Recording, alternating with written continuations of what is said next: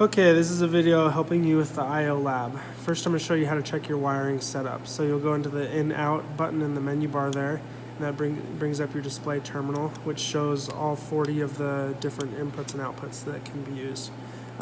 Select this button to bring up the input and output labels, and this is where you'll actually turn them on and off.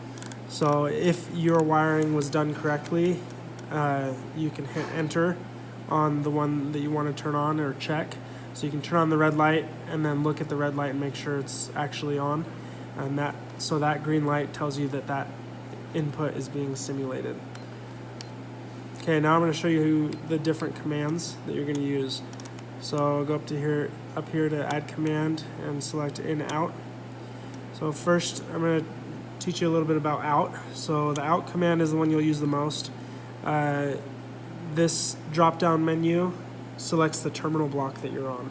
We only have one terminal block wired in, so if you use these other three, you won't be able to do anything because they're not in the robot controller. So you'll always be on terminal 1. This is where you select value for between global and local variables. That's the same with this drop down menu. You don't need to adjust those ever. You could just leave them on value. And then this is where you select the actual terminal that you're using.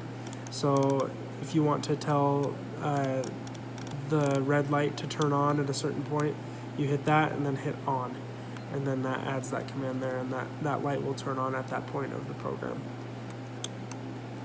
The in command is pretty similar as to the out command. The out command is commanding something to act, whereas the in command, something has acted and the in command is letting the controller know and possibly react to that action. So you won't need to use that until the last exercise of the lab. This pulse command you'll use to turn things on and off. So that's the terminal block, the value. You don't need to change these two. Actually, you don't need to change that or the other one. And this is just the time that the light or reamer or whatever will stay on in seconds. And then select your output right there. And that's it.